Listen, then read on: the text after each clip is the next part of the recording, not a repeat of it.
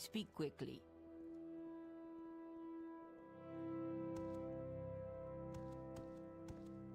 What, stranger?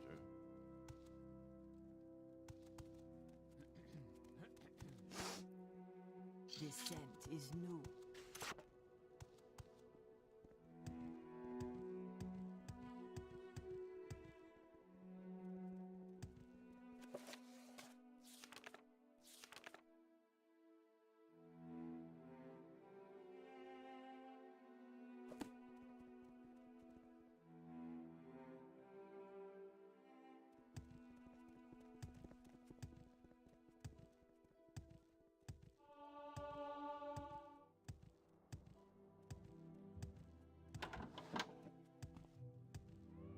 Yes.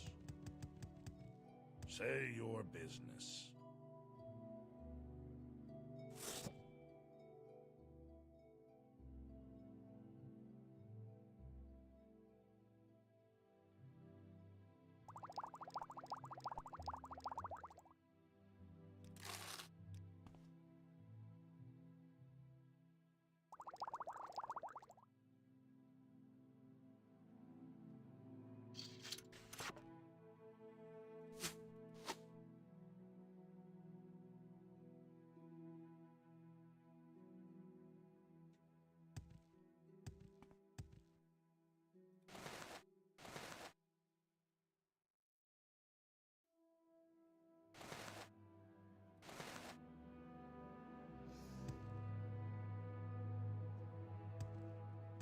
Say your needs.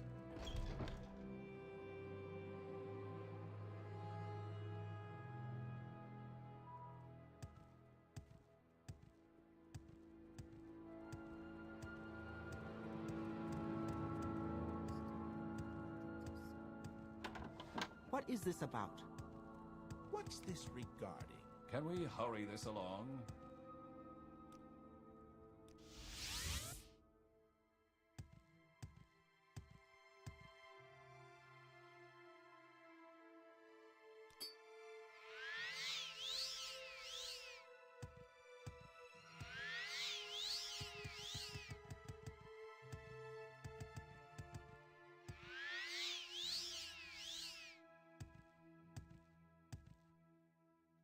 What is this about?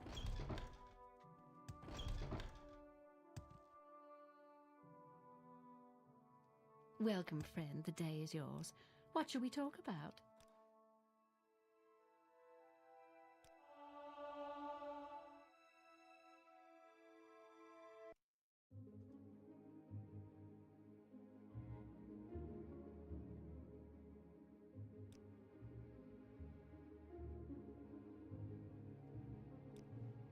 Well, I find myself in pleasant company. Please share your thoughts.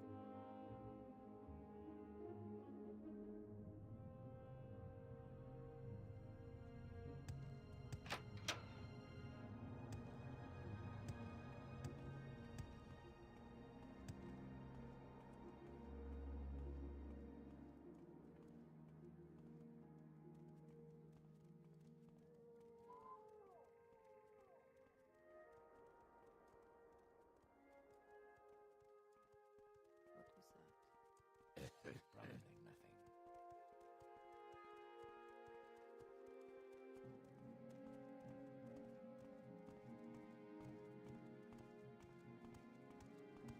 Speak, traveler.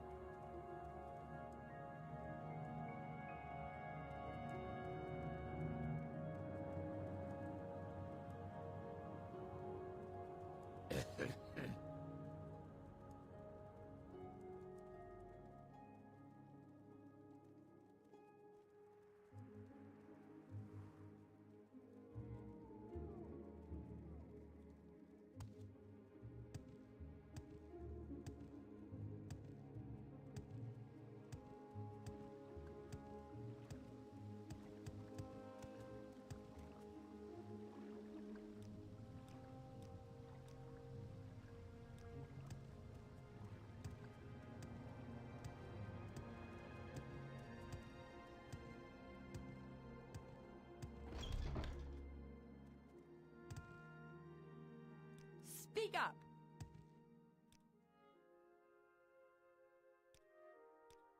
That's unusual.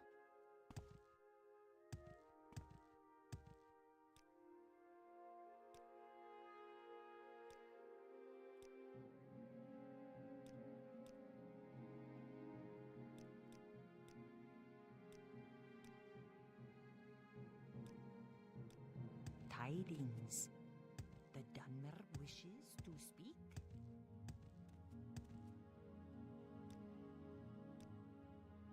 You wish to speak? This scent is new. Tidings. The Dunmer wishes to speak? All right, I'm listening.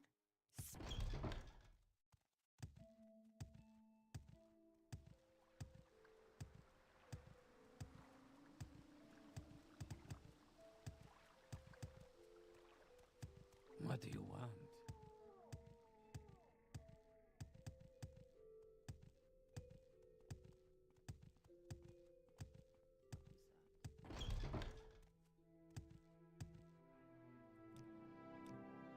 Well, I find myself in pleasant company. Please share your thoughts. Well met, friend.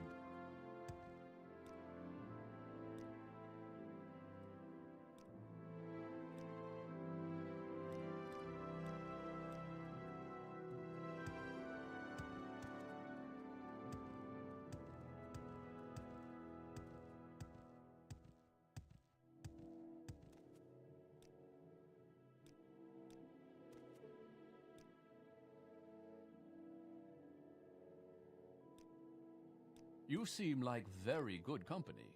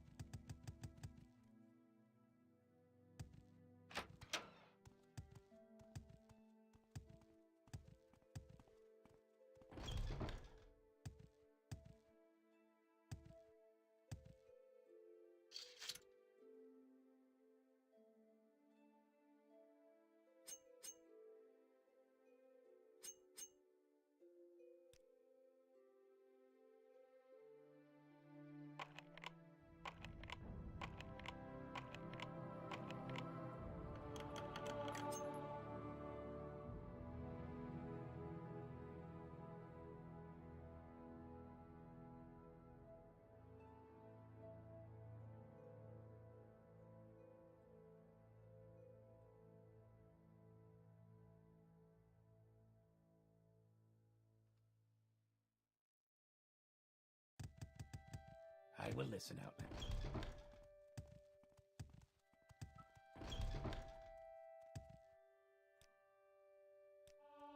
Well, I find myself in pleasant company. Please share your thoughts.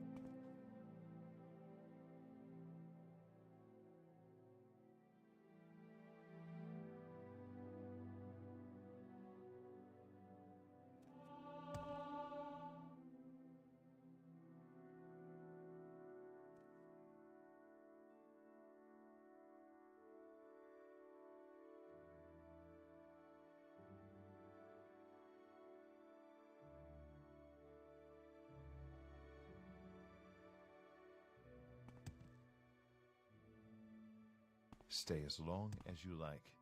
It would be a privilege to talk with you.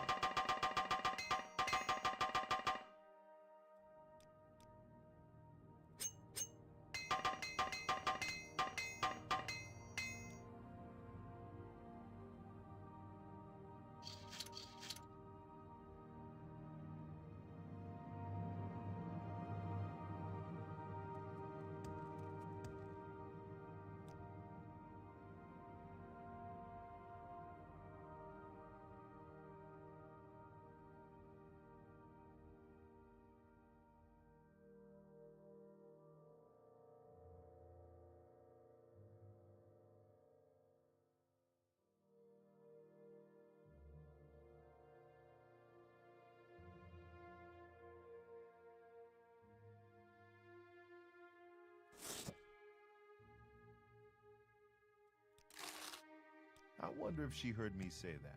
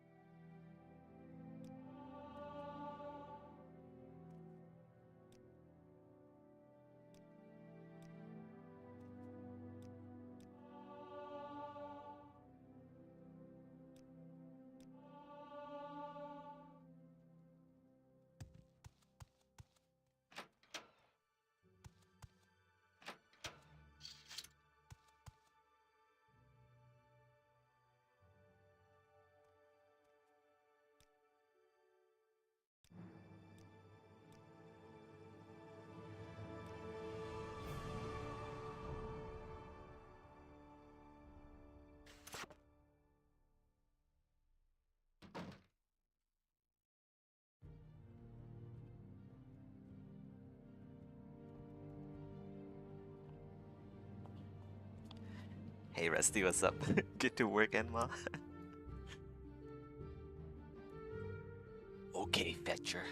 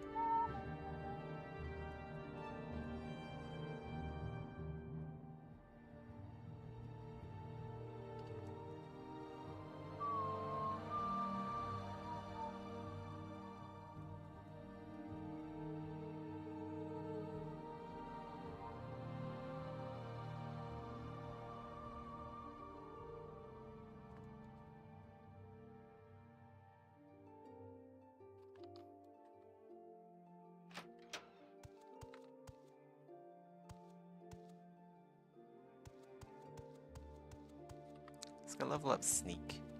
I kind of want to level up Sneak. I must say, I find you most interesting. Let's go I will listen, Outlander, but make over to Satanine. Because we can alt-tab now without Morrowind crashing.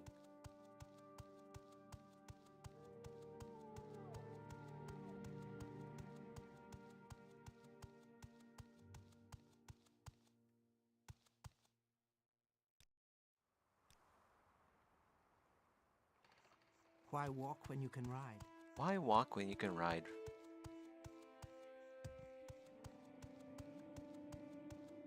Why walk when you can ride, Rusty?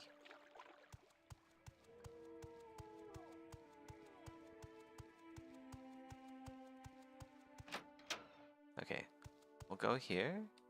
Quick save it just in case it does crash. Crouch and then auto run, auto walk.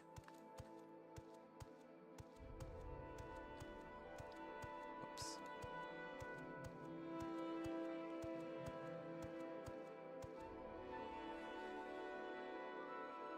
Uh-oh.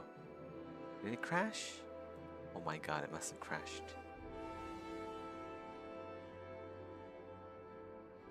Okay, hold on. Close that.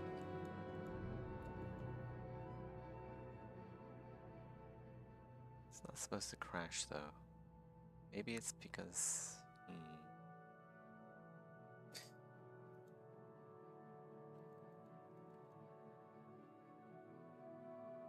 Because you don't have any transport between your two...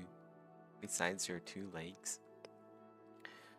You see, you gotta stop making up excuses. Like, you won't get anywhere in life if you just come up with lame excuses like that.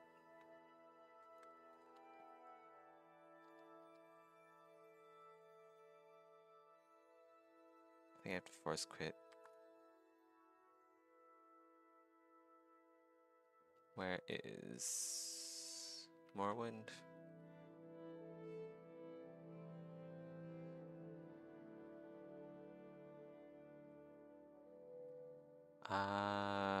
Maybe it's open. There we go. Open MW.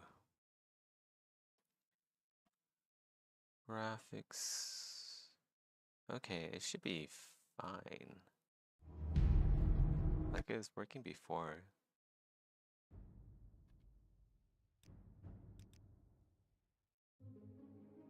We'll try again. Maybe I accidentally did something. What was that?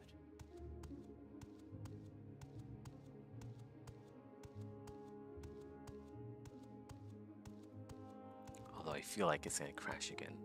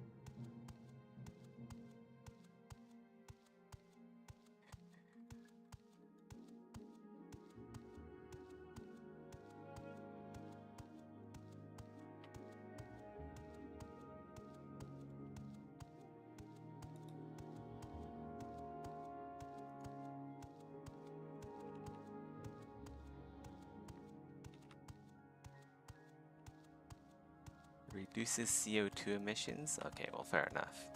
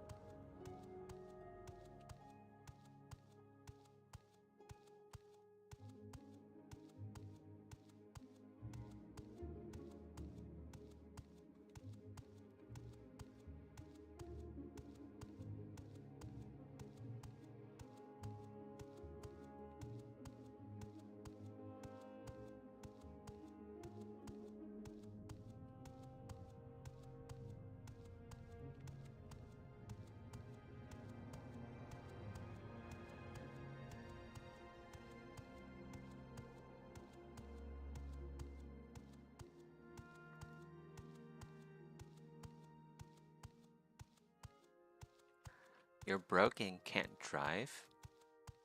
You should go out and kill some mud crabs. You can sell the meat for good money. Then you can hire yourself a silt strider.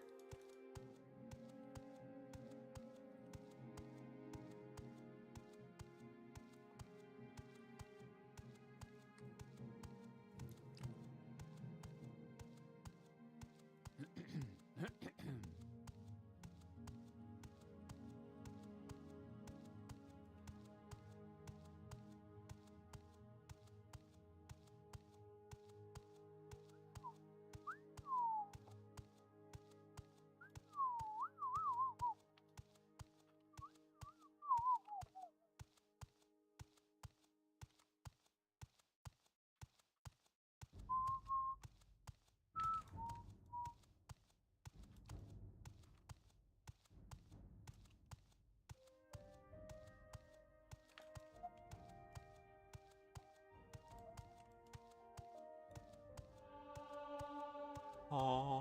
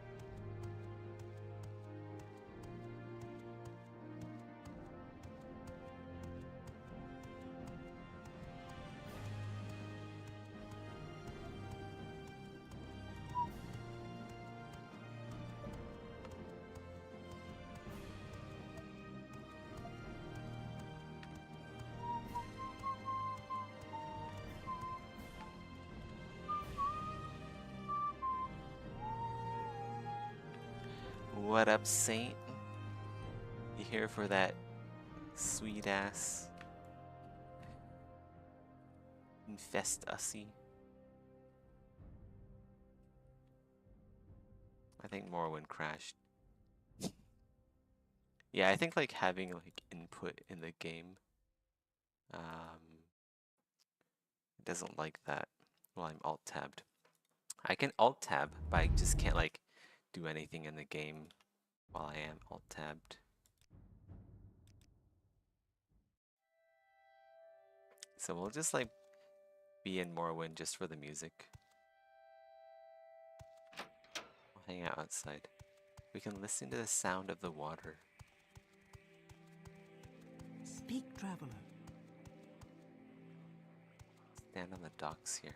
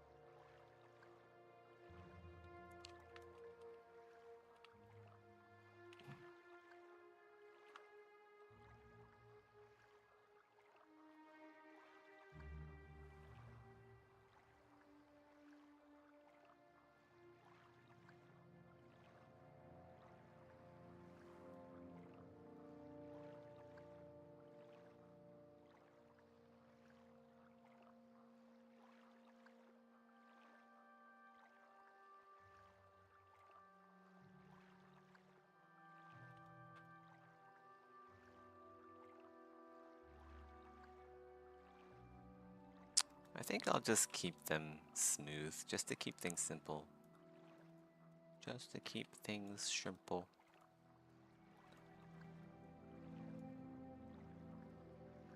Don't need to overcomplicate things. Could add a few spikes here and there, just like small ones though.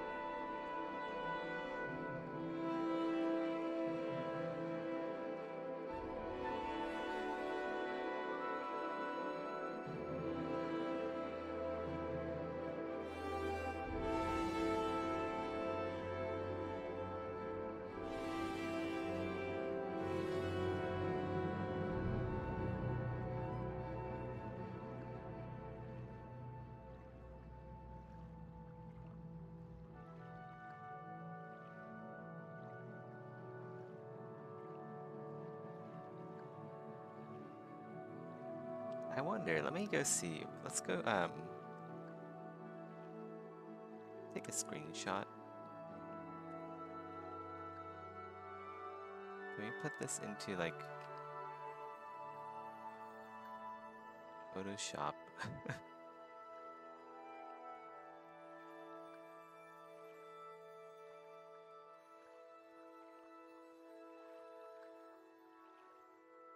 Come on, Photoshop. Hurry up. Photoshop takes longer than ZBrush to load up. Okay, there we go. New from clipboard.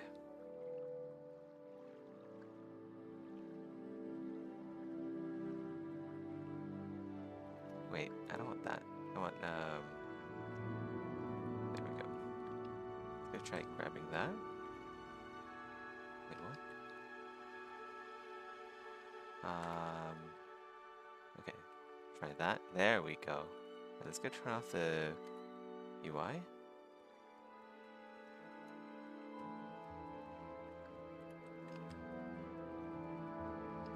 Try again. There we go. Save this. Save as Project Nova. We'll just put it in posts, I guess.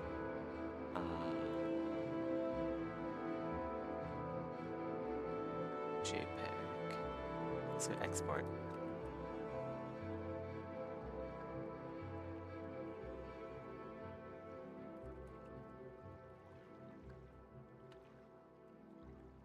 And then we can like put it here. Document. Can I like load an image as a document?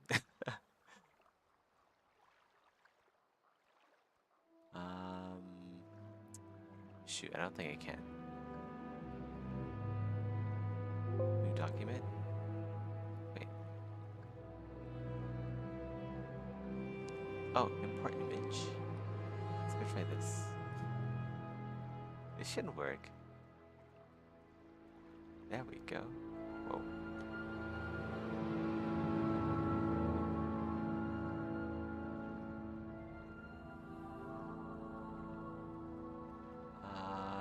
New document. Document import. Okay, and then can I like drag that in there? Ah, there we go. Nice. Okay, now we can like edit this while looking at Morrowind in the background. That's nice. Let's go change the material. It's a bit dark. Increase the ambience so it matches like the background. There we go. Now it's a bit more interesting to look at.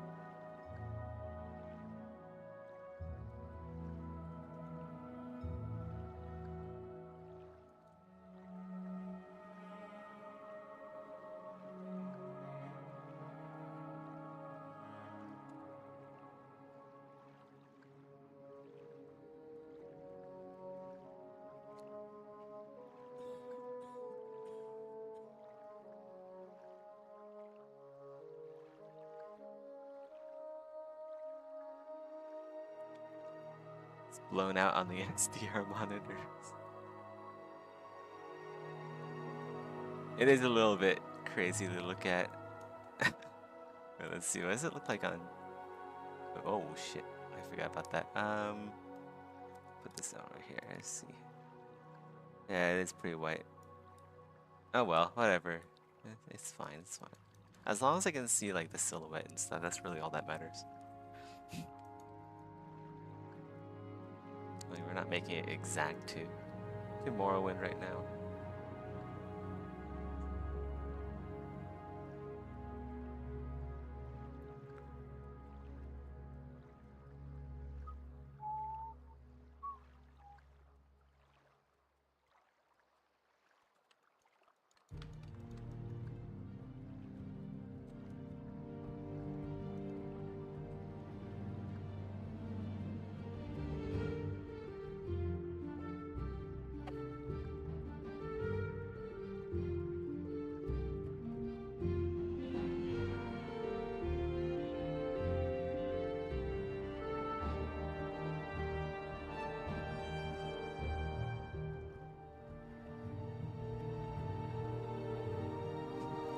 getting blind. Yeah, you're fine. It's all good. Heck, with AI, eventually you don't need eyes anyway. The AI can just analyze your current environment and then describe it to you through an AI voice.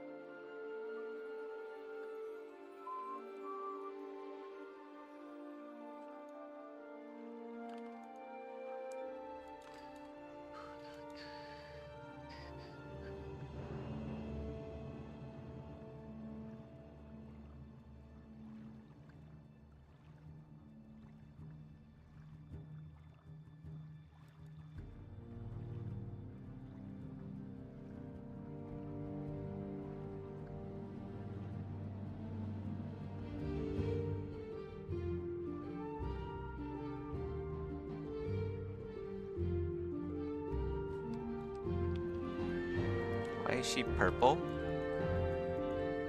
Maybe she likes the color purple.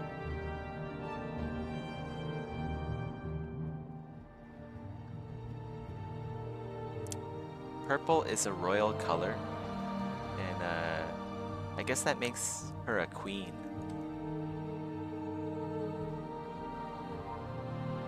So you gotta worship your queens, Saint.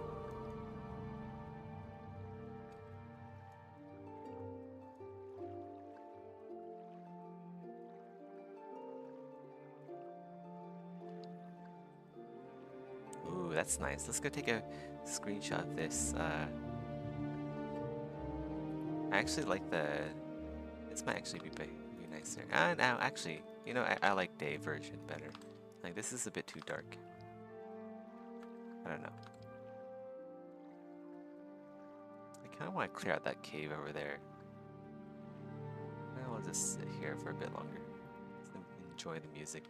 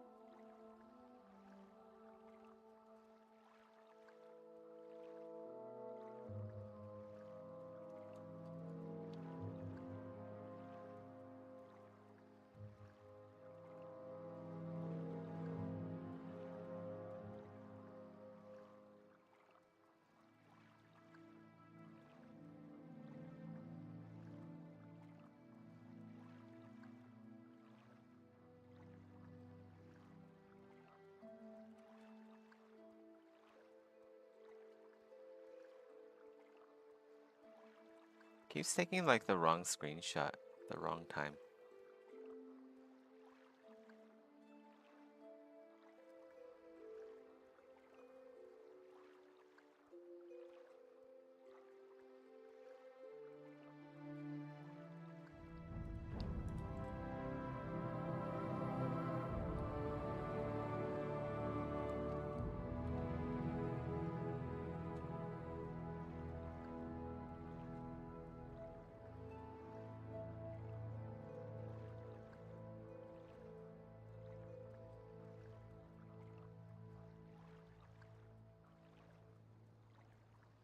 Okay. Is this better, Rusty? Is it less bright? This sun is a bit bright. Let's wait until like nighttime. Let's go wait like 3 hours. There we go.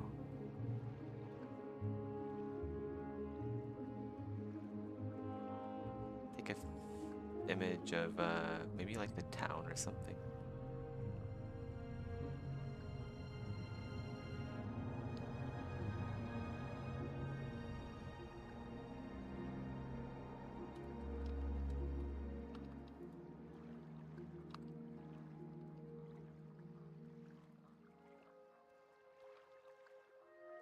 There we go. Save this as number 3.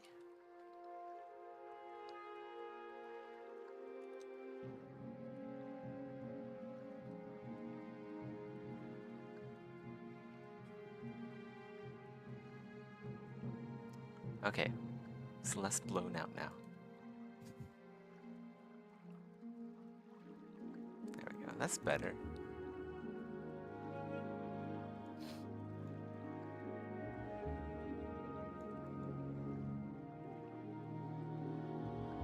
Now she gets to terrorize Sedanine.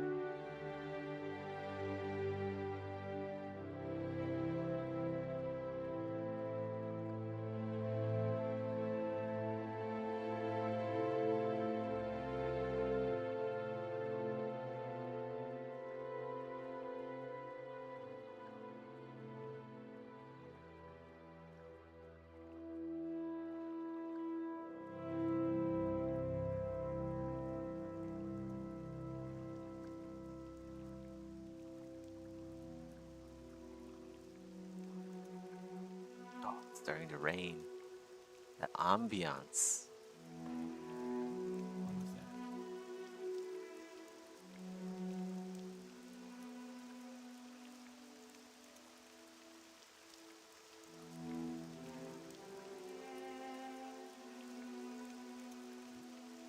Let's stand under some cover so we aren't sopping wet.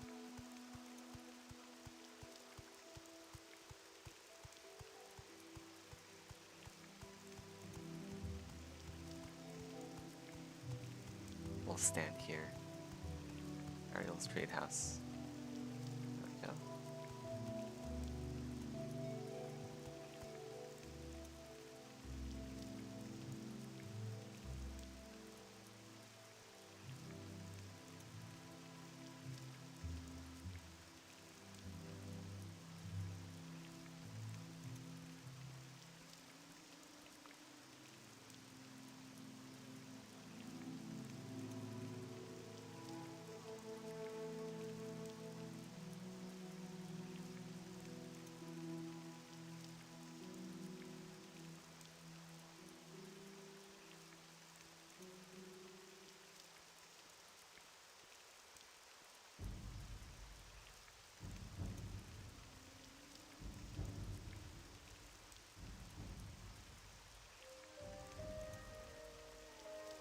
Speak, traveler.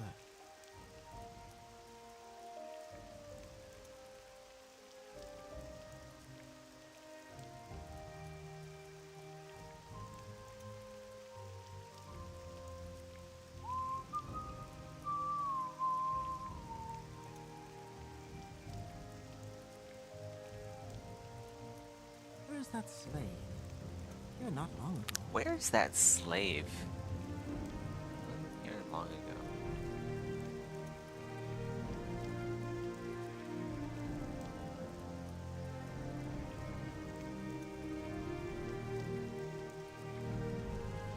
Gosh darn slaves always running off like they own their own freedom. Disgusting.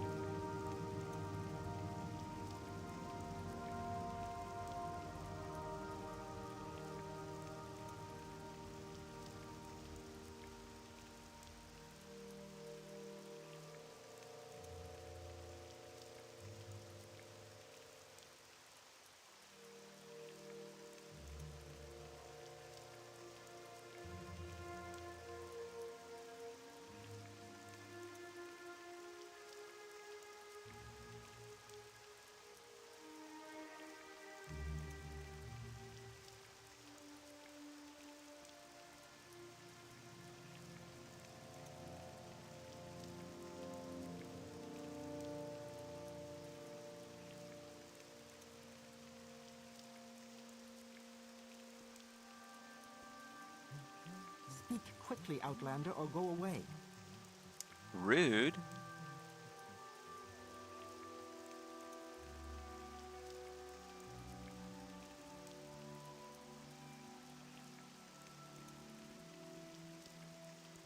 Make it quick, Outlander. Oi! What the fuck you want, wench? So rude. So fucking rude.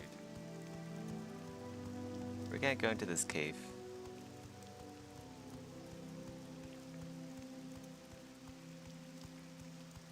At least there, we can be by ourselves. We just have to kill the first person in there.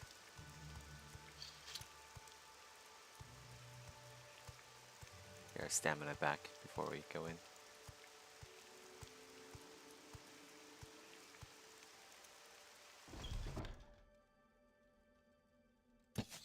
Sneak attack? Oh yeah, sneak attack.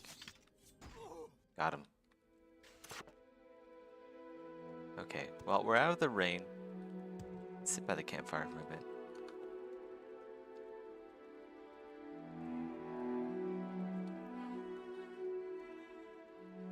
We're away from the rude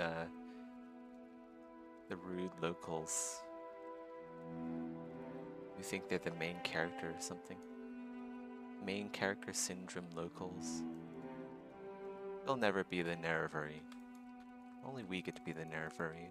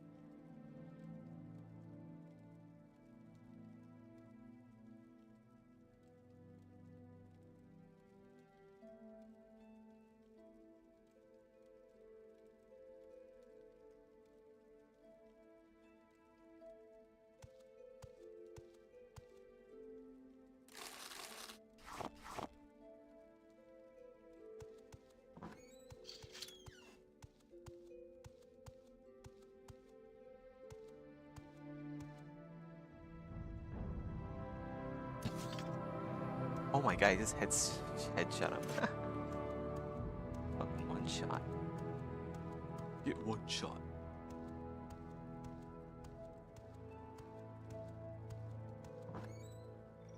We'll free the slaves.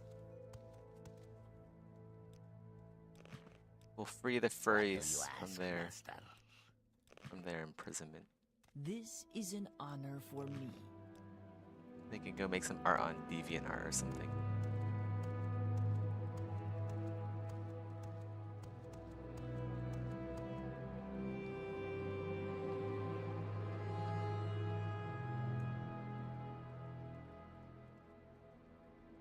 They can contribute to the DeviantArt on DeviantArt.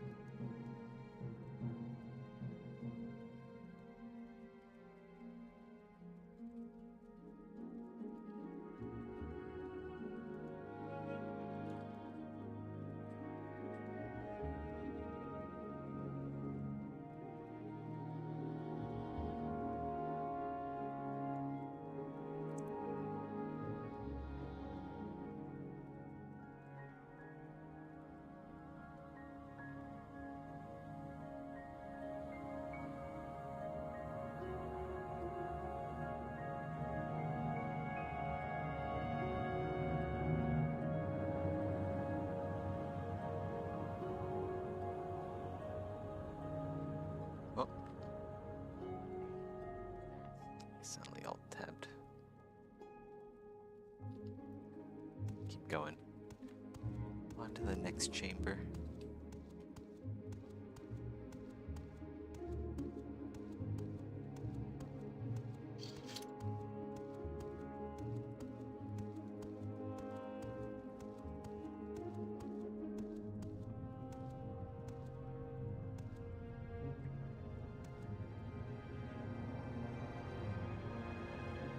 A sniper without being seen is the question.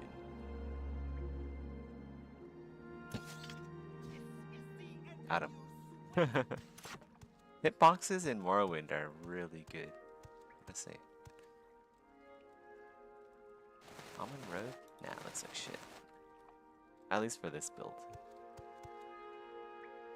I do see some hedging. Oh wow, we hit the jackpot here.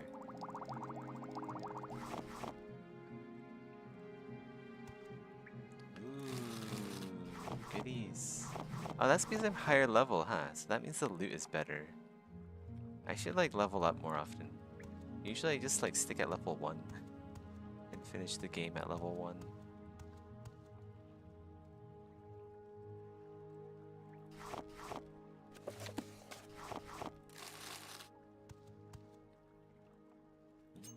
Got some lock picks.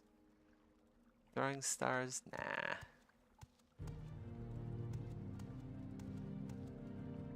Ooh, get that moon sugar. We can sell it to a Jira. Common skirt. Oh, that's like a gold colored one. That could be nice.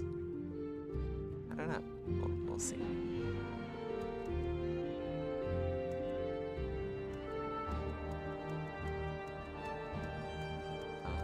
Okay, it's gonna be very dark. It should be a little bit brighter underwater.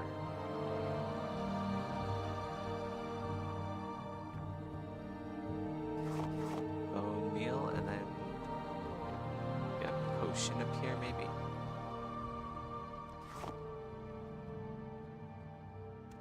It's in the next room.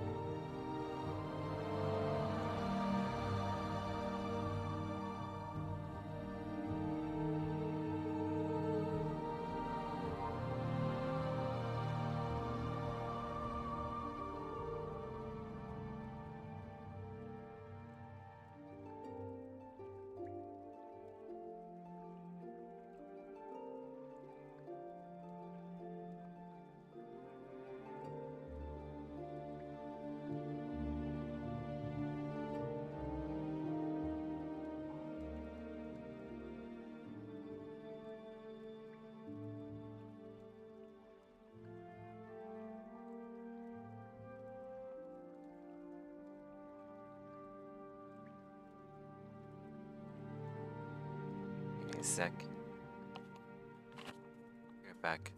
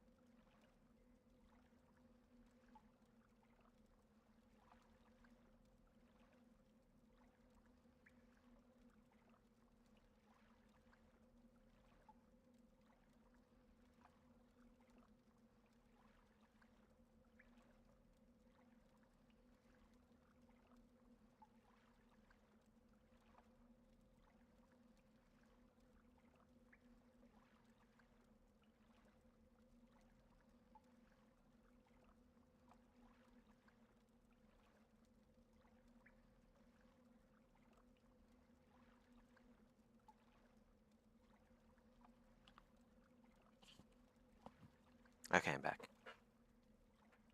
Oh, looks like Morrowind crashed. Oh well. We saved it anyway.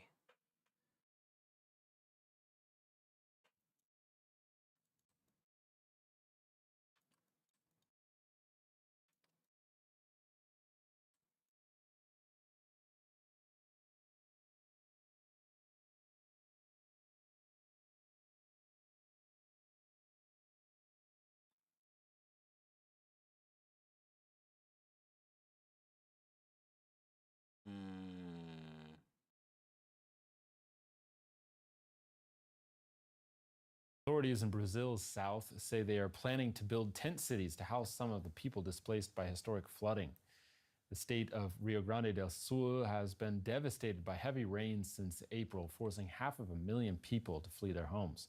Scientists are warning that it may take a month for the floods to subside. DW's Gustavo Basso has this report from the flooded region. 5 Brazilian army boats are now the only connection in this part of Rio Grande do Sul. Artur's parents are finally ready to travel. For 3 days, they slept in an office. They didn't want to risk a boat crossing with their baby during the latest round of flooding in southern Brazil. I think we can go now to our city. Maybe, if the car is still there, so we can go back. We work here in Arroio de Maio, so we came, but there was nothing left. The floods destroyed the house and our company. There used to be a regular ferry here, but now everything depends on the military. Soldiers also bring donations for the more than 11,000 displaced people. I left at 5:30 this morning and arrived at the school at 8. It is quite complicated because I work at a school in Laiado in the morning and in the afternoon here. The school director said I could leave, so I left 5 minutes earlier. The iron and concrete bridges in this region have collapsed, and many houses have been left in ruins. Marcos's neighborhood has disappeared. He had his life here. It's unbelievable. It looks like a bad dream. Then you come here and you see that it's true. When I got here, I looked around and I saw there was nothing left. My house stood here. There were trees. Here in the front, there was a big, beautiful tree, a strong tree. It broke. You can see what's left of it. I knew 6 or 8 people. Mr. Orlando's family who lived here. Orlando Silva, who I used to buy from at the market. We got along very well. A neighbor of mine also lived here. And the mother of another friend of mine. 2 couples too. All acquaintances. All people I spent many years with. Waters in 6 of the 11 rivers monitored in Rio Grande do Sul are still above dangerous levels. The construction of new bridges won't be finished before July. There are almost 80,000 people who still have nowhere to go, except for the 770 shelters scattered across the region. For now, all they can do is hope that they will be able to rebuild their lives as soon as possible.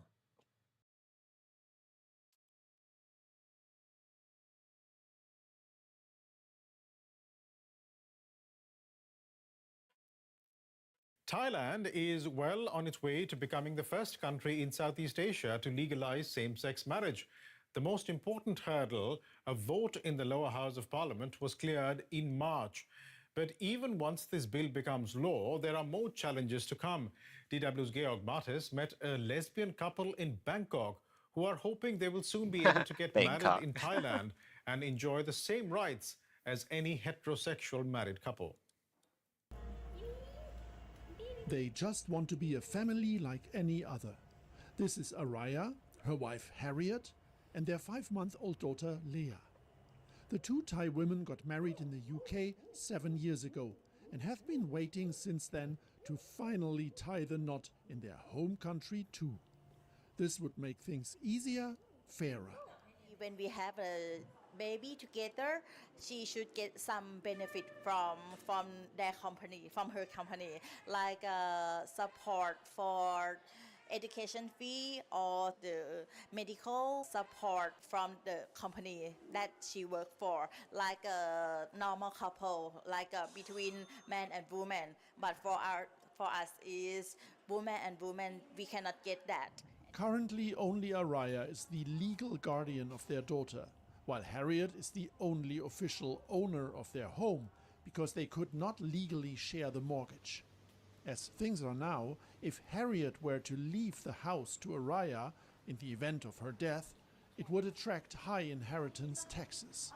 The lower house of parliament is making moves to change all of that. It's passed the marriage equality bill. The law still has to be approved by the Senate and signed into law by the king. Nayana Sapapun has been fighting for this for many years. When we talk about greater social acceptance, it didn't happen overnight. It's because LGBTQ plus individuals have refused to be suppressed and have continuously fought for their rights over time. She is one of the most important representatives of civil society, giving evidence in the continuing Senate hearings on the matter. She says that the conservative pro-military government that ruled Thailand in the past tried to slow liberalization. But that ended when the Pure Thai Party, which is now in power, was one of the major parties who included marriage equality in its campaign promises. Araya and Harriet are optimistic that the bill will become law, and they're also hoping for further changes. The bill will only concern marriage. The legal terms father and mother will not be affected. Currently, one of the women has to register as father to their daughter.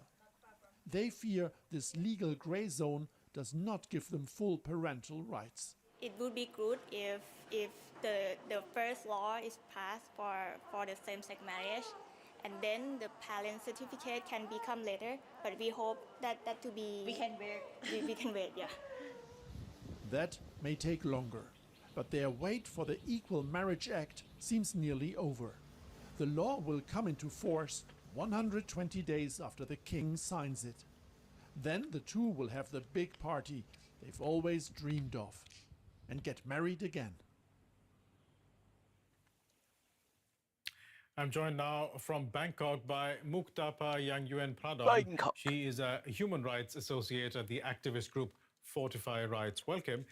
First of all, this bill still has to clear the Senate and be signed by the king. Is there any doubt that it will be passed into law? Thank you so much for having me here today. I think it's very much likely that the bill will pass the Senate in the upcoming months and then being signed in the Royal Gazette by the King. The committee, like the Senate committee currently working on the bill, is really composed of civil society sectors and, you know, people who've been fighting for this bill. And they're trying so hard to make this bill like the best and final version of this bill before sending back. So I think we don't see a very major challenge at this moment when it comes to passing the Senate's House. And how significant a moment is this for Thai civil society and especially for LGBTQ people? Oh, for sure. This, you know, the legislation of LGBTQI marriage, the marriage equality, the bill, it would definitely raise further awareness about LGBTQI issues in the society, and also setting a very solid stage for advancing other LGBTQI rights in Thailand. I think it will be a very firm step towards full recognition of the rights of LGBTI people, like including parenting and inheritance rights, and also like healthcare consent, as well as equal social rights and other benefits that's currently enjoyed by heterosexual couples in the society.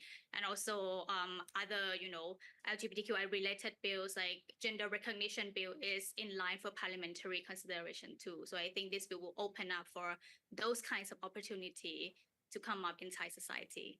So overall, positive developments there. But as we just heard in the report, there are concerns about the terminology used in the wording of the new law. Can you tell us a bit more about that?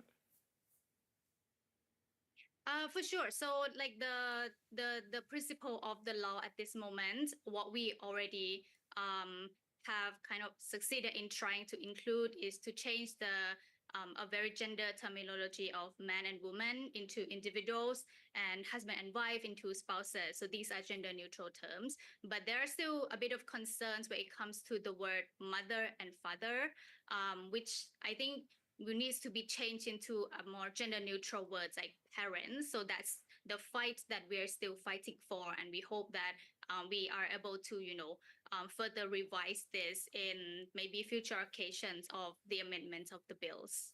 Thailand already has laws banning discrimination over gender identity and sexual orientation. It is also seen as one of Asia's most LGBTQ plus friendly nations. Why do you think Thais are so much more tolerant than other Asian societies? I think we see a kind of openly level of tolerance for LGBTQI in Thailand at the moment. It may be like a very cultural things for Thai people, but then I would say that to look at it very critically on a surface level, we might see that there are more level of acceptance and tolerance. But I would also say as an insider that there are still a lot of indirect discrimination towards LGBTQI people in Thai society too. So while this country may seem like a heaven for LGBTQI couples, or for LGBTQI people in general, like more are still suffering from a lack of full rights and protection for them. Yeah, so it's a fight that we've been fighting for, even though it seems like we're maybe like better, better comparing to other countries, but I think it's still a long way to go to grant full and equal rights for LGBTI people. Rights activist Muktapa Yangyuan Pradon in Bangkok. Thanks very much for speaking to us. Thank you so much.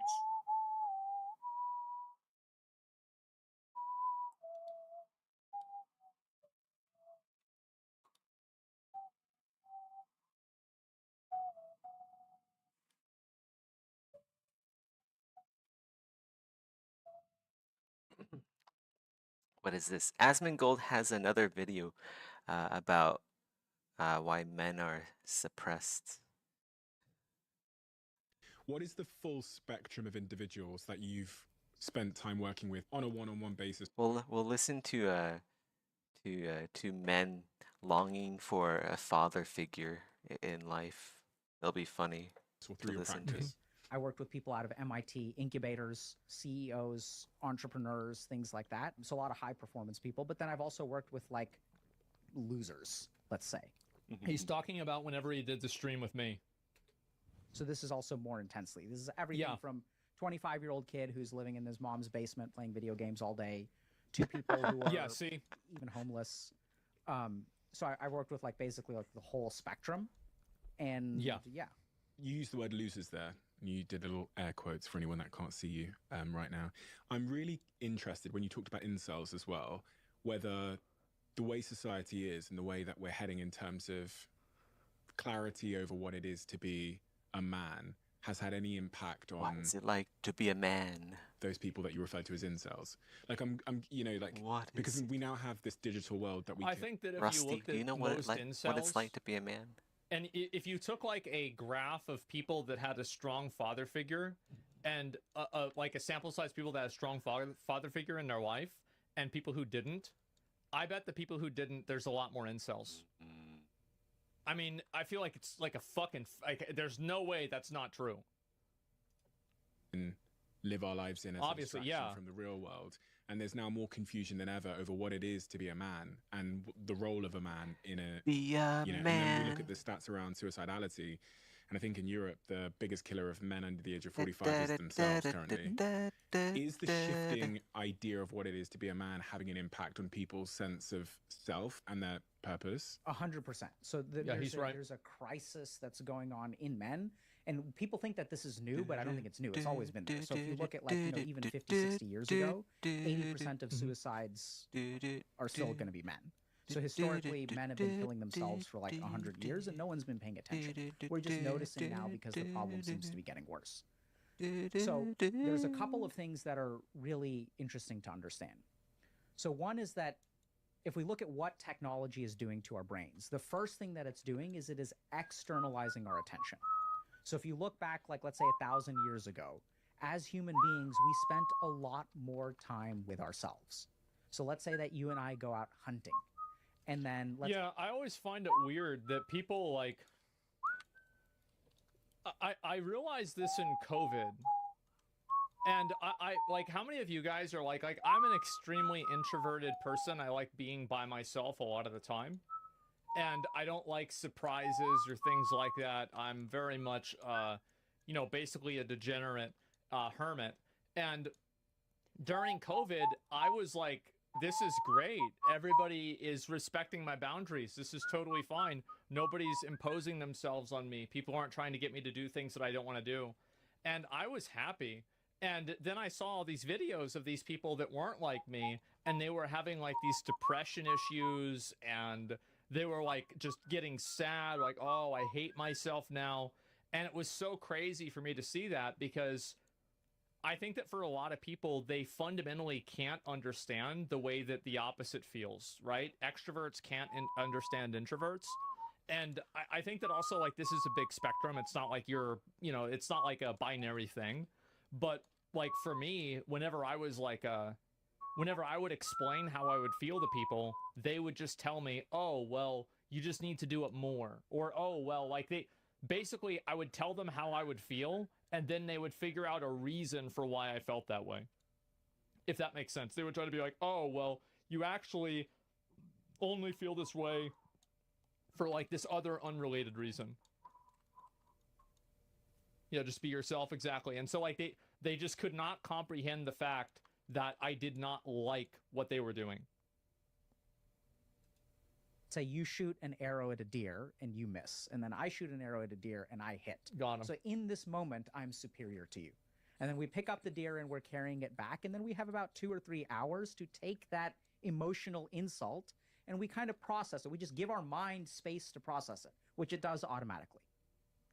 Now, if you look at what happens in people's days, they don't actually have any time to process what happens to them, because we are so constantly distracted by external things. That's true. So I don't know if you're like this, but I was in this point where I was idiotically efficient. So I would wake up in the morning and I would listen to a podcast while I'm like doing my exercise or whatever. And then even when I'm cooking, I'm listening to a lecture. Mm-hmm. And then like when I'm walking to the train, I have earbuds in and I'm listening to a lecture there. On the train, I'm reading. I wanted my life to be completely efficient. I didn't want to waste a single moment. I literally listen to the news in the shower. Right? So we don't want to waste time. And so if you really think about it, where's the attention of your mind? Your mind is pointed outside of you. And so this is one of the reasons why I used to take breaks from streaming, is because like for me, and this is going to be like kind of, I don't really like talking a lot about this, because I feel like the more I talk about how I feel, the more people realize that I'm insane. So like the more that I'm around other people, the more I hate other people and the more misanthropic I am. So like I will become like more hostile. I will become more of an asshole. I will just become more rude. Like I'll have more bad thoughts about things, etc. And whenever I'm not around other people, then I'm happy. So what I would have to do is I would have to just completely stop streaming. I would stop streaming. I would stop responding to people's messages. I would stop talking to people. I wouldn't interact with anybody for any reason. If they messaged me, I would just ignore them. And then after I did that for maybe like a few weeks or a month, then I would be happy again and I could deal with people again. And this was like a coping mechanism that I had. Now, obviously, as my life has evolved, I no longer have this coping mechanism. I can't do this anymore because I have too many responsibilities now. And I'm still I'm a pretty big asshole. You know, I am. And it's because I'm not able to I'm not able to be alone. Like if I was able to just like stop, if I was able to stop making content and nobody could message me or talk to me for a month, I would come back and I would be much happier. Then what happens is once we do not pay attention to ourselves, we lose sight of our internal signals. Literally in the same way that if you raise a child in a dark cave, the photoreceptors in their eyes won't develop. They will atrophy. So anything that the mind does not get access to will start to atrophy. If I don't practice Spanish, I'm going to forget Spanish. The brain is a very efficient organ. So as we externalize our attention, we lose sight of our internal signals. We don't know who we are anymore. And now if I don't know who I am, how do I figure out who I'm supposed to be? Well, you have to watch YouTube shorts about Andrew Tate and Jordan Peterson talking about how to be a man. And that's what happens. I actually think that Dr. K here is bringing in a lot of really good points. And I think he's very right about this. Like, abso-fucking-lutely. I have the exact same response. I can tell you've changed. You're more blunt. You have a shorter fuse than normal. Yeah, exactly. Yeah, and I think what happens is, like, because people are never able to think about, like, who am I as a person, you know, they can never, you know, they just have somebody else tell them who they are instead. Now, boom, get diagnosed. Yeah, social battery is real. Well, I don't know whether it's real or not. Andrew I can't Titties. talk about it for anybody else other than myself, really. But for me, it absolutely is real. And, like, I also have a lot of, like, for me, for example, like, I will have to do it most days. I will have at least like 12 hours of my day. If you think about having sex with a woman, don't really that have must make control you over gay. In a way, because I need to do something. Isn't that right, Saint? And so, like, that's like, and this is You every got- day, you gotta right? butt I don't fuck have like other days men. where I have like a time And then off. that's right? how you. Like, it's that's how seven you days a week. become more masculine. Just live your life, be alone, don't need videos. Yeah, exactly. There's no way you can change gotta that. put it in the Not bum. unless it is at a tremendous. The reason why I don't change it is because it would be at a tremendous detriment to other people who I care about and I want to help. That's the reason. I pay attention to the outside. Where are the answers? They're on the outside. So this person is talking about masculinity. This person is talking about what it means to be a man. This person is talking about what it means to be a man. And now, since I don't have any internal source of information, I'm trying to figure out what it means to be a man from the outside world. Yeah. And this is when men get truly fucked. Because what it means to be a man, we are getting all kinds of mixed signals. Look, so on the one hand, it means you don't being need to think physically about fit. On the other hand, it means becoming being a provider. man. On one hand, it means having sex with as many women as you can find. You On gotta the think other about hand, it is means having becoming. sex with, What kind of just one persona woman are and being you? a really solid man and being. He's, by It's the not way, about he's totally fucking right. about everything masculinity. here. It's about what animal Absolutely. do you identify 100%. with good the father. most. And then there's also people telling us that being a man And then you means can that you're develop shit, your right? That you're identity around toxic, that your animal. testosterone level makes you violent, that you're evil, that you're privileged, that there's a patriarchy, all this kind of stuff. So we're getting all this information. You can from set the your outside Discord about what it means to be a man. profile picture And so the other, like, there are as all your kinds of animal. interesting ramifications of this. So men in today's society That's are what not you gotta allowed to do as a complain. man. So if you complain and you're a successful person or a privileged person, everyone is going to think you're arrogant. Everyone is going to think, oh my People God, hate you. who's this fucking guy? This guy doesn't know what my life is like. How does he have any right to complain? And even your mind will tell you this. You'll look at these people and you'll be like, I'm yeah, I don't surprised have people right to haven't complain. figured this out But yet. now we need to stop for Becoming a a second and furry And this happens is the with ultimate everybody, right? display. It's the Is ultimate that, like, Chad this happens move a lot with me, and I've learned this, is that of masculinity they like can do. you can't look for sympathy in other people. You can never expect You other need people the to understand what persona. you're going through. If You it's can like never an expect other anime people persona, to, like, that's really even care better. about you. If you can have a only expect that you can care about yourself. You have and a do what's VTuber good for you. avatar of The a moment that skunk you put boy. your well-being There in we the go. hands of somebody else, You're a man now. they're gonna drop you. They're gonna drop you, whether you like it or not. It's gonna happen. True, fuck everybody else. Yeah, exactly. And I think this is especially true for like guys, and like as a streamer, right? It's like super true, because like whenever you're a streamer, people view it's like, oh, this is a really easy like bullshit job, and you just get paid a bunch of money. And it's like, you know, in a lot of cases it's kind of true, but the reality is that that doesn't mean that that person is immune from having a problem with other things in their life. So what ends up happening is that like you're not able to have feelings. You're not able to take things personally. You're not able to be a person. You are a product. And I think this is something that a lot of people have, like other streamers and like content creators have a problem with, is that they can't be a person and they try to be a person. An object. It's And the yeah, ultimate you are an Chad object. move. Everybody If is you an can, object. if you are. can become a And furry, I think that there anime is this, furry, and own up to it, like people are trying to like hide from that reality, but you there's actually nothing You're that can just an touch object. you. You're just a thing. That's it. It is the ultimate And Chad so, move. as soon as you realize that, and you could just The accept ultimate that, display I of think, the sooner you masculinity. can actually be happy and stop looking for other people to make you happy. Think about what it does to your psychology when you as a human being are not allowed to articulate yourself. Exactly. I've worked with Yeah, you people who- can't tell people how you feel. You More can't do people that. should And listen the thing to is that, my opinion about like, becoming maybe a if you're man. really If they lucky, did, you can have like the world you know, would be a few better friends place. and maybe a you know, a significant other, or a girl or a boyfriend. I could be the that father you can figure. tell some stuff to. That's the best case scenario. Could bite you in the ass. Everybody know. Yeah, but you can never expect the world to see you I can be and the thorough state. reinforce your existence. grown up in abusive households where children will say to their parents, I just lost "Mommy, a Daddy, viewer. I'm That's hurting." fine. That's fine And with me. The parent smacks him across the face. Who How cares dare about you? that? Who You're cares so about lucky. views? You don't realize the sacrifices I I make just for you. got to get It's my traumatizing opinions out there to the into child the when world. they say, "I am suffering," and no one listens. Yeah, nobody gives a shit. I used to have this happen too. Like anytime Gotta I get would that have a problem, juicy React there would content always be out somebody else who had a into bigger the problem, public. and then my problem doesn't matter. And for a long time, it bothered me. It always would bother me whenever this would happen.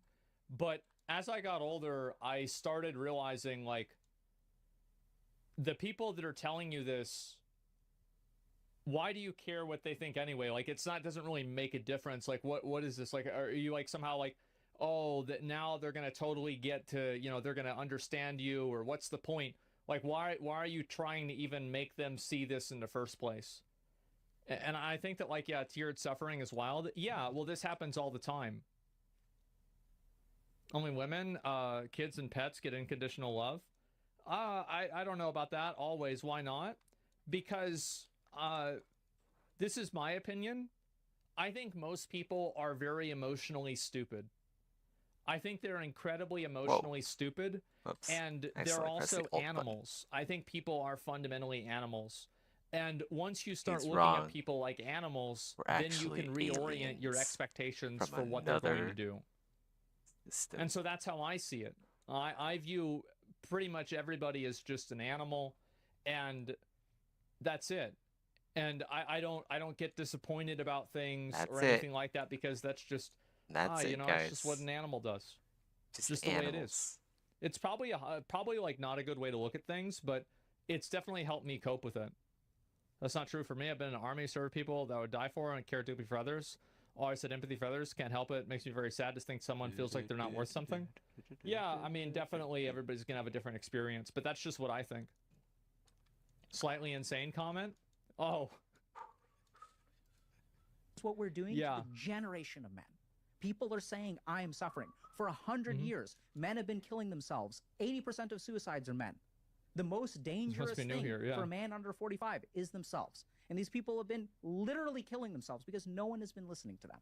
So in the same way that you grow up with as a child in a household that's abusive, where no one takes you seriously, no Yeah. one listens to your suffering, and now we even have successful men who are not allowed to complain.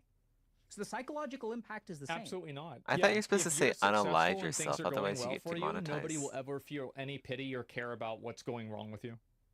Nobody will ever really give What's a up shit, with and that, to the extent that you look for their attention and you look for their sympathy, they'll hate you for it. It's the same thing with pretty girls, by the way. Like, how many times is like a pretty girl posted like, "Oh, I hate myself, I'm so unhappy," and then a bunch of guys are saying like, "How can you be sad? You're so pretty." Yeah, it's the same thing. Anytime you have a human being who is suffering in some way and they cannot find connection with another human being, they cannot find compassion with another human being, that person is going to feel isolated. And if you look at the statistics on suicide, it's very interesting. Of course. So the number one thing that correlates with male suicide is not depression. Balding. And this is super scary. There's one study I saw recently that suggests that 50% of men who kill themselves have no history or evidence of mental illness. Oh. And this, I believe the statistic in my clinical practice because I know what depression looks like. I know what bipolar disorder looks like. And half the men that I've worked with, at least, are not actually mentally ill. See, on the internet, there are like a lot of different levels of fakery that exist on the internet. And it's kind of like in real life where like you're not supposed to act like, you know, whenever somebody says, how's your day? You're not supposed to tell them that like you've had a bad day. You're supposed to say fine. But like, that's not really the truth. And there's like a lot of these like lies that in society, people are just expected to perpetuate. And I think one of them is that everybody's life is worth living and you should never feel this way. No, it's like, I felt this way many times myself. I think a lot of you guys have probably felt this way too. And it's not driven from like some sort of like weird, like neurological problem. It's just like, I don't like where my life is going. I'm not happy, right? Of course. Only every other day. Yeah, sure. And that's just this logical perspective. It's not like, you know, I'm feeling sad because, you know, I didn't get something I wanted. Things lack of hope, yeah. Realizing that there's no way out of the situation. Yeah. So they turn to suicide. So I know it's kind of like a very controversial statement, but I think that's what my clinical practice has shown, and there's some research to even back that up. Yeah. So if we sort of look at what's going on with men, we're sort of, they have nowhere to turn to, and the number one thing that correlates with it is not mental illness, but is a sense of thwarted belongingness. So this is kind of like, for me, like, this is the way I always felt. I was always like, well, why do I want to keep going in life when every single thing that's bad hasn't happened yet? Like, I've had all of the good things happen in my life, and now it's just going to be all of the bad things. Rising force. And I feel like, yeah, that's it. And really, you think about it, it's kind of true. You know, what's there to look forward to? Exactly, yeah, it's coming. Yeah, it's just going to keep getting worse. So yeah, of course you'd feel that way. Multivariate regression analysis. But basically what happens is what causes people to kill themselves is they try to connect with others and they get rejected. So it's specifically a very specific research term called thwarted belongingness. So I try to belong blighted. to I a don't want to group, grab that. and that group or multiple groups I don't want to get sick. will thwart my attempts to join the tribe, to join the community. And this is what actually correlates a lot with suicidality. Grab these mushrooms. So what's going on with men right now smoke is that them we later. really don't allow them to suffer, you know, because then you're not manly. And we're so externalized with our attention that we're not connecting with ourselves. And so we're looking to other people to tell us what it means to be a man. Time to get out of here. That may or may not work for you, right? That may have been what worked for them. So then we kind of get into this problem where we're disconnected from ourselves, and then like the world doesn't accept us, we're not allowed to suffer, and that's what creates the problem. What is the remedy to this? So I think the first thing is we must reconnect with ourselves, right? So when you're kind of saying like, why does everyone think, oh, I need to like achieve this, I need to make this money and things like that. Where did you learn that you should do all that? You learned all that from the outside. Instagram, right? So we get fed all of these ideas. Okay, we took care of that cave. Influencers, what are they doing? They're never crying. They're smiling. Some of them will even pay. Well, whenever they are These crying, influencers are people hate playing Morrowind and doing art. Because as an influencer, you're not a person, you're a product. You're an object, you're like a thing.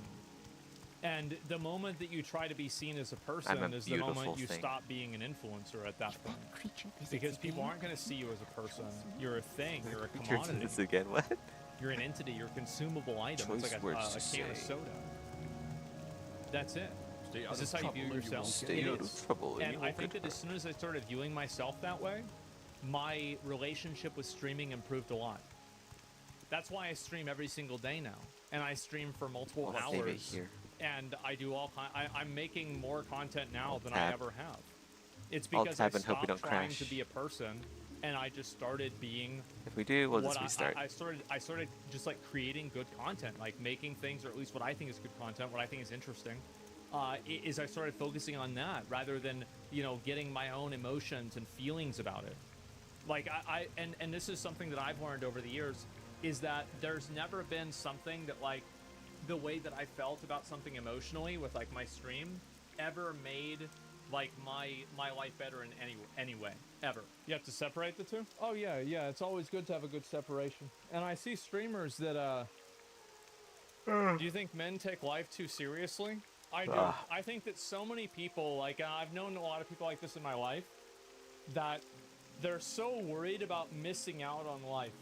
They're so worried about like, oh my God, I'm not going to be able to do this. I'm not going to do that. And they're so stressed out about that. And for me, like, I feel like I had a lot of things that I was hoping to have happen for me in my life that didn't happen. And it happened so much that it made me realize that I can never actually live the life that, like, you know, the perfect life. And so I just stopped trying to do that entirely. Very attractive women to take pictures with them. Well, some of them are crying, but they're crying and uploading it for ulterior motives, right? Absolutely, and I think a lot of them are genuinely suffering too.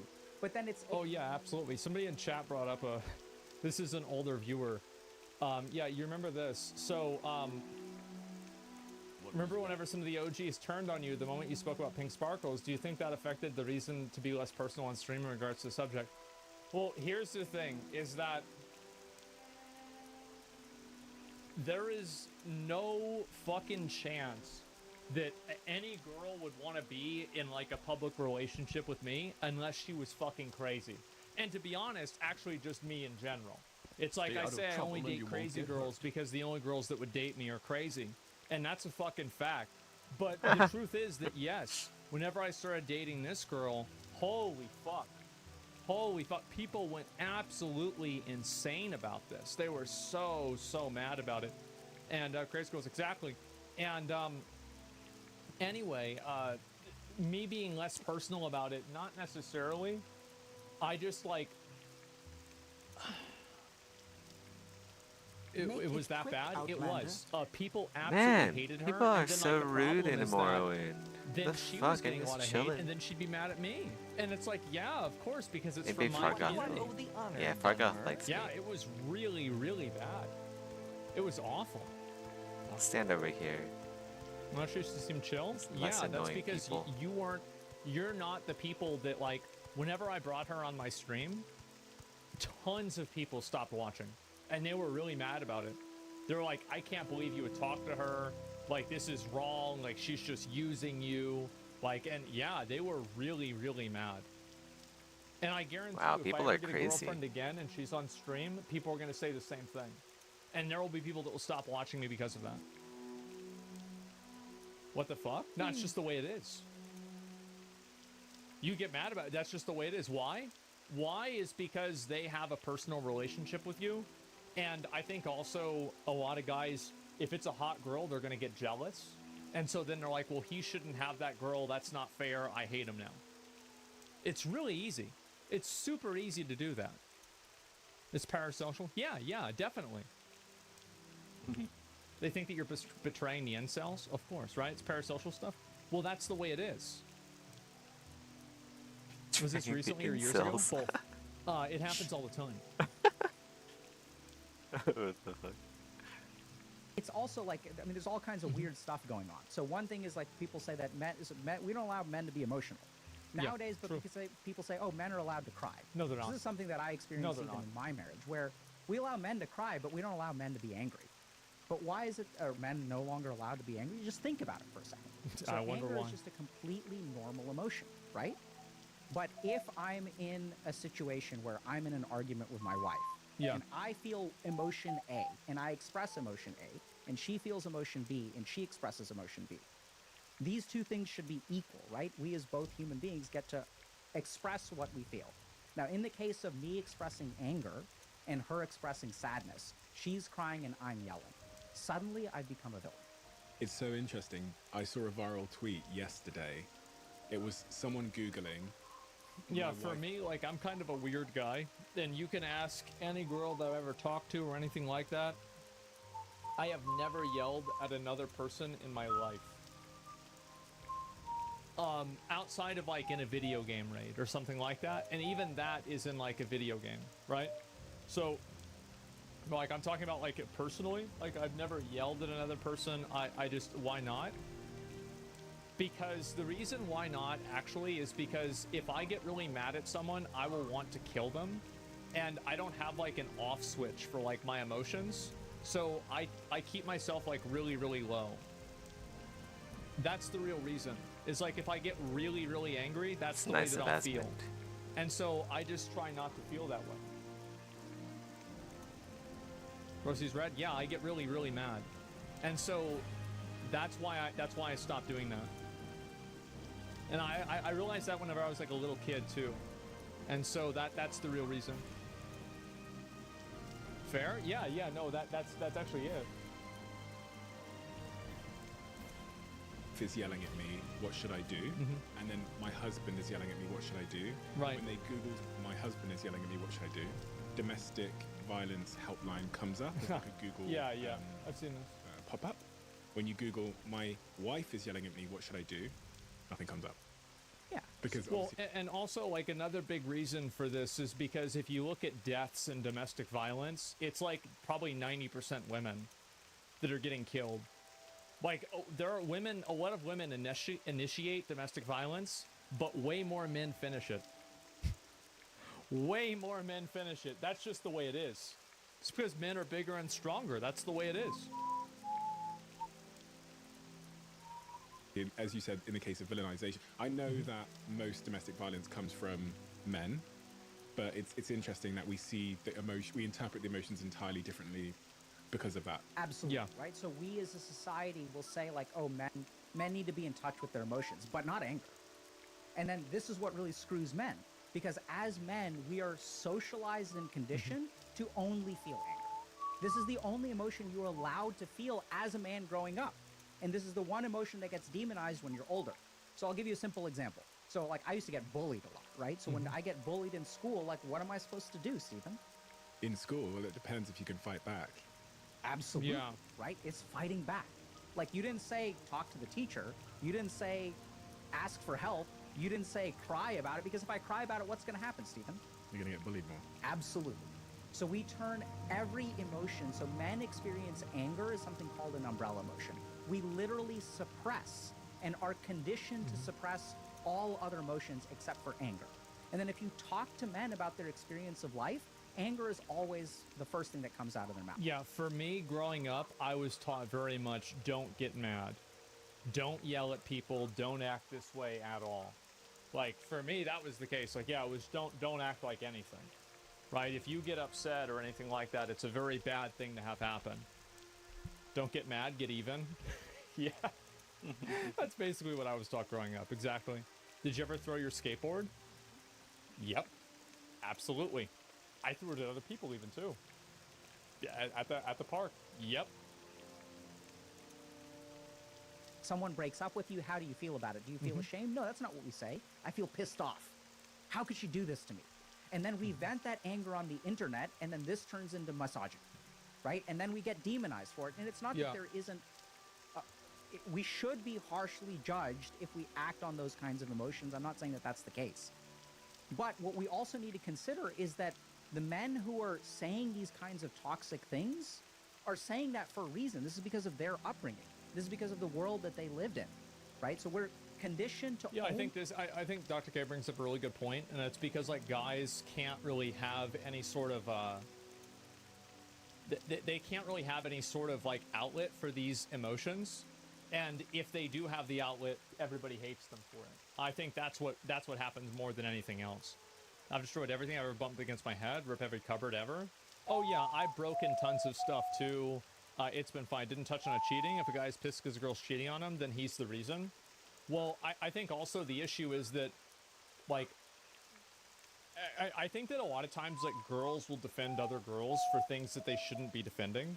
And they'll try to, like, see it from the other perspective. And I see this happen with, like, guys as well. It's like, you know, whenever Chris Brown beat the shit out of Rihanna, they're like, yeah, but what did she say to him? It's like... Stop it. Stop it. Fucking stop it. What do you mean, what did she say to him? Yeah, she started it. No, I don't want to hear that. And it's crazy the way that people would do this. And I think it's just so insanely fucking toxic, too. only experience anger. Even sadness gets turned into anger. Shame gets turned into anger. Fear gets turned into anger. Right? So if I'm afraid of something happening, what do I need? I need to man up. Get angry, right? Like, let's go, son. Let's go. Yeah, this that's is the emotion that we tap into to overcome fear. So we don't feel any of those other emotions, and we're left only feeling anger. At the very heart of aggression. And the thing is that, like, whenever you act on that, everybody hates you for it too. Like, this is the thing. And I've had this experience happen myself. Like, I remember one time we were playing baseball, and the person who was like pitching the baseball was talking shit to me. They were making me mad. And so I was actually pretty good at it. And so I hit the ball directly at their face. And bro, like, there was blood on their face. Like, I was like 7 or 8 years old at the time. I hit them, and I was like, bro, whenever I hit them, I was so fucking happy. I was like, yes, I got him, right? And then everybody was like, you're fucking, like, how did you do this? Nailed How did him. you do this? You're such a bad person. And nobody liked me after that. Couldn't do that twice? Well, I did it once. That was enough. Yeah. And so if you act on these emotions, people won't like you even more. That's it. Laugh at Harry. It was a good one. Yeah, dang. Did you like yourself? Well, yeah, of course. So yeah, you can never act on the if you act on your emotions, it is, in my opinion, 9 times out of 10 a bad idea. 9 times out of 10, always a bad idea. You hit him on pace on purpose? Yeah, of course. Duh. Where else would you want to hit him? The balls. I had someone say to me once that at the very heart of aggression is some kind of insecurity. Mm-hmm. But for men, when they encounter that insecurity, they only know how to sort of manifest it as aggression. So I wouldn't agree with the first thing, that at the heart of all anger is insecurity, but I would absolutely agree with the second thing, that the only way we know how to respond is with anger. Because How long is this? Okay, it's almost done. I kind of want to go to sleep. It's late here, and that's like a short stream. Never secure. People feel increasingly insecure. Tomorrow, well, today is Sunday, so I'll be streaming a lot more tomorrow. Well, when I wake up. At a personal and a social level. So let's tunnel down into that. I think that's true. Okay, so I think that is true on some level, but also I would disagree. So the first thing is that we have parts of our brain, even animals feel anger. But I think that, like, when 2 dogs are fighting over territory, I don't think that that's born of some kind of identity of insecurity, right? So if we really look at, like, the evolutionary purpose of anger, this is my opinion, is that anger is the emotion that we feel to protect our territory. It's a protective emotion. So if I slap you across the face, what's the first thing that you're going to feel? It's going to be anger. So if I insult you, you're going to feel angry. It's fascinating the way that it works. So anger causes our thoughts. I do feel like most people are angry at someone who, like, poses a threat to them in one way or another. I do think insecurity comes from a lot of the places of, like, being angry. Yeah, even a dog would be insecure of its territory. Be faster. Anger causes our peripheral vision to collapse to 30 degrees. So I only see what's in front of me. And it also makes 30 me degrees less, FOV. Sensitive to pain. I'd throw up with 30 nociceptors degrees will actually, FOV. like, start to be suppressed when I feel angry, right? So if I get into a fight, I'm going to feel it tomorrow, but, like, while I'm getting hit, I'm not going to feel it. So I don't think it's born of all insecurity. I think anger is simply an evolutionary 180 response. degrees FOV or It's nothing. something that we experience to protect ourselves. That's why we I feel need that angry. fish Like, eye. if I attack baby bear, mama bear is going to come out angry. So it's really a protective emotion. Now, I agree with the second part of the statement 100%, that when we feel insecure, especially as men, the only way we are taught to deal with our problems is through anger. Right? So if I'm feeling insecure, if I'm feeling ashamed of myself, if someone's bullying me, what do I do? Yeah, for me growing up, this was not an option. Like, this was not the case with me. Like, because I would get, bro, like, the only way I could get mad and it was okay is if I could maybe throw my controller around or, you know, like, hit my keyboard. That was it. Anything more than that was not allowed. Put them in their place. Right? I don't try to make peace. I don't complain to someone because no one's going to take me seriously. Right? I have to stand up for myself. So we've got the first point there about how we remedy this challenge, which is about self-expression, more self-expression. That's what I heard. Not self-expression, introspection. introspection, getting to know ourselves. Right. So it's very simple. So if you look at your idea of what it means to be a man, what percentage of that idea comes outside of you, and what percentage of that idea comes from within you? About 90% comes from outside of me. And that's why 90% of people, we're 90% fucked. Right? So, and if you look, and I'm sure you know this, and you've probably done this too, if you look at where is the goodness in your life, where does it come from, Stephen? It doesn't come from what other people have told you. They may have told you something, money. but then you looked within yourself. Money, money, money. Found that That's where all the goodness comes Usually from. comes from Chipotle for me. That's, I would say, most of the time, or maybe money McDonald's. is happiness. But yeah, I mean, sometimes other people can say something nice too. Sure, that happens. The goodness in you, the motivation, the really good motivation in you, not chasing things, but the duty that you have, you know, everything that you really strive for, all that good stuff comes from inside. And the problem is that we live in a world that pulls our attention away from ourselves. Is that it? Yeah, that's it. If you love the Diary of a CEO brand and you watch this channel, please do me a huge favor. Become part of the I don't know. 15% Everything I of do the is for viewers on myself. this channel that have hit the subscribe button. I'm a very it helps selfish us person. tremendously, and the bigger the channel gets, the bigger the guests. Yeah, it's actually that's 15% is pretty good. I'll go ahead and link you guys the video. Yeah, I wanted to watch this. I thought it was kind of interesting, and it got recommended to me kind of randomly, and I figured I would talk about it because I think there's a lot of people that feel that way too. Interesting conversation. Yeah, 15% is very good. It is. I would say so. Recommend you a full podcast off stream. It's awesome. Yeah, this is a great little podcast. Diary of a CEO clips. Which percentage of people watch your YouTube or subbed? I have no idea. I don't. If you want me to be honest, I don't even look at my analytics. I don't look at my analytics. I just look at like how many people, what people think about the video. They like it? Okay, cool. And that's about it. Yeah, you unliked? Oh, I did. I didn't realize that. Yeah, there we go. Generally, that's the case. External motives won't last forever. Internal ones are more consistent and are a better driving force through hard times. For me, I just, I try to not think about the way that I feel as much as I can. And I just kind of try to act and like just do things. And then generally, I found that like the more that I sit around and like think about how I feel about a situation, the worse I will feel. Like things will just be worse. It's not like there's never going to be a point where like I can think about this enough to where like, okay, finally I'm happy. Can you vent to people in your personal life? I never do. I never do. Outside of like very surface level things, like, you know, there's a lot of stuff I'm dealing with. It's kind of annoying. I'm stressed out. Like other than that, no. Never.